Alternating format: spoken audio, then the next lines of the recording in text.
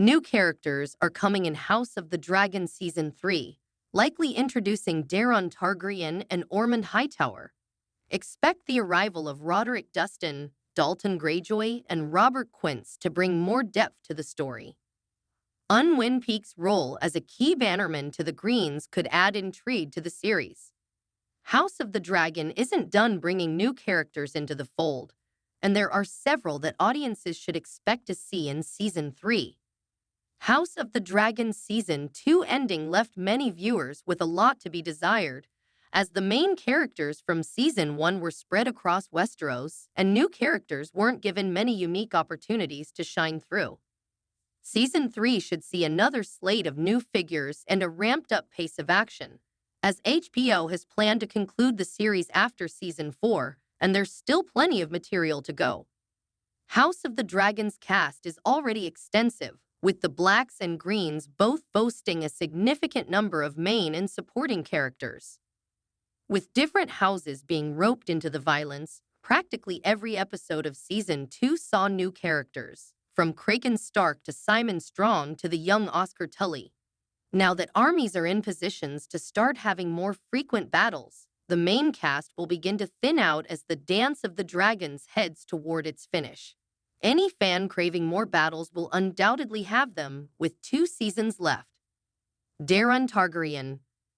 Daeron Targaryen is the most important new character for House of the Dragon Season 3, and he's the only one who's already sort of appeared. His dragon, Tessarion, was seen flying with the Hightower army in Season 2's closing montage, and he was mentioned multiple times throughout the season.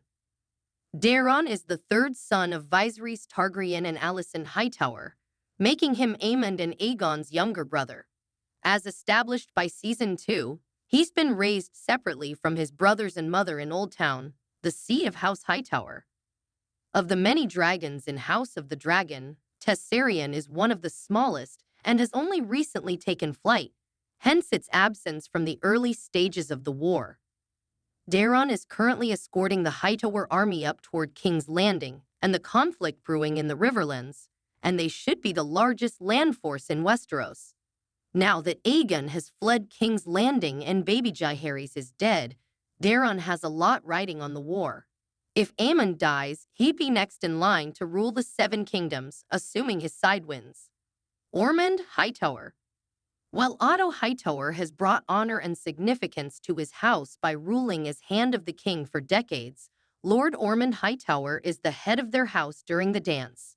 Ormond is Otto Hightower's nephew, and he's the man on the ground leading the Greens' main military force from the Reach. In the TV series, he's the son of Hobart Hightower, who appeared multiple times in Season 1. Ormond has spent the majority of Season 2 rallying the forces of the Reach, which proved to be a difficult task as some swore loyalty to Rhaenyra. One of the key House of the Dragon battles that Season 2 set up in the finale is the Battle of the Honeywine, where opposing forces of the Reach collide with each other. Given how long Ormond's forces have already taken to rally, this should happen relatively soon. This could also connect to Otto Hightower's mysterious imprisonment, which was teased in the closing montage. Ormond Hightower should be another relatively young lord, who's stated to be in his late 20s in the source material. Given that, he could bear some resemblance to Sir Gawain. Unwin Peake. Unwin Peake is yet another crucial character marching north with Ormond Hightower's army. He may be more of a supporting character when first introduced, but he'll be someone to look out for as he becomes important throughout the series. He'll probably start with a similar role to Sir Alfred Broome, as just a largely disagreeable supporting military character who becomes more notable as time goes on. A key characteristic of his is that he doesn't believe women should rule over men, so he'll likely become a hated character rather fast upon introduction. Unwin Peake's narrative is vital to another major battle, the First Battle of Tumbleton. Like in many situations in Westeros during the dance, the Greens' army will have a power struggle, and Peake is a character who will try to turn it to his advantage. In the book, he becomes a notable ally to Hobart Hightower, but the show has already written off that character, which may mean changes to Peake's narrative. Regardless, he's best known for creating a small group called the Caltrops, composed of Reach Lords who start to conspire together as the dance thickens. Roderick Dustin. House Dustin is one of the minor noble houses of the North, and Roderick Dustin will likely be introduced in House of the Dragon Season 3 as the primary representative of the Winter Wolves. These are the 2,000-old warriors Lord Cregan Stark sent to fight for Rhaenyra, who were shown crossing the twins in the Season 2 final montage. Roderick Dustin is an old warrior known for his savage skill in battle, and he could possibly become a very fast fan favorite in Season 3.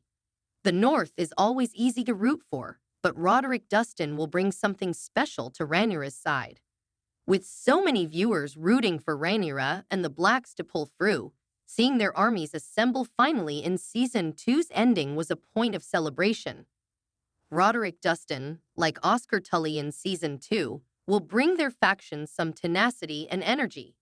He's an incredibly tough warrior and could be characterized similarly to Great Jon Umber in Game of Thrones, though he'll have some major opportunities to shine in key battles, even personally killing some other notable characters.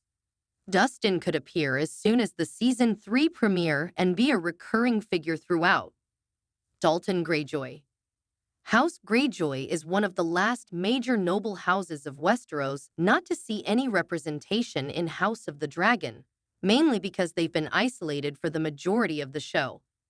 Both sides have requested the aid of Lord Dalton Greyjoy multiple times, with the Greens even mentioning it in Season 2 as a potential solution to the Valyrian fleet, which has been blockading King's Landing.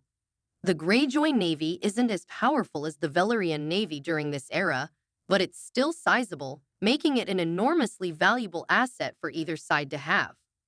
Dalton Greyjoy himself is known as the Red Kraken.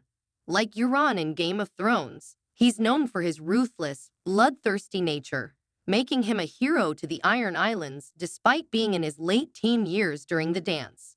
Because of his nature, the opportunity to be master of ships, which the Greens offered him, isn't really appealing.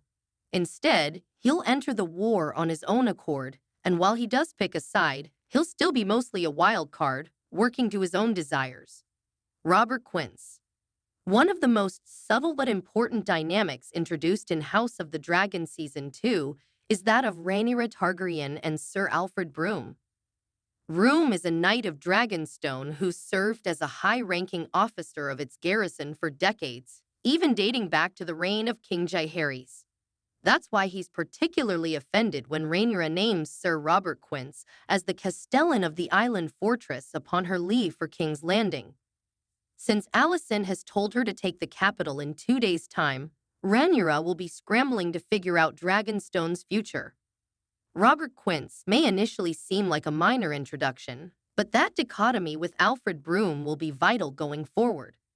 Alfred Broome has already proven to be disloyal to Rhaenyra, trying to convince Daemon to turn against her and declare himself king in the finale. The winds at the Godswood at Harrenhal even whisper the word traitor to him. Robert Quince will be introduced as someone loyal to Rhaenyra, who's essentially a counter to Broome upon her exit from Dragonstone. Luther Largent. Luther Largent is a character who may not appear in House of the Dragon due to some changes made from book storylines, but it's still possible. The show's Season 2 premiere demonstrates that the City Watch of King's Landing is still loyal to Daemon and Rhaenyra and that they hate the Hightowers. This is consistent in the book, where Luther Largent is a commander of the City Watch, though the Greens don't entirely trust him. What doesn't happen in the show, however, is that the Greens send Gwaine Hightower to keep an eye out for him. In Fire and Blood, Luther betrays the Greens upon Rhaenyra's retaking of King's Landing. Given that Alicent has already offered to surrender the capital peacefully, the show may turn this whole event into a rather short exchange, ridding the need for Luther Largent, the City Watch betrayal, or any serious bloodshed. Still, the character could come into play as one of Rhaenyra's supporters in the capital after she takes it. It's also possible he could wind up connected to in a different way, though House of the Dragon's book changes are difficult to predict.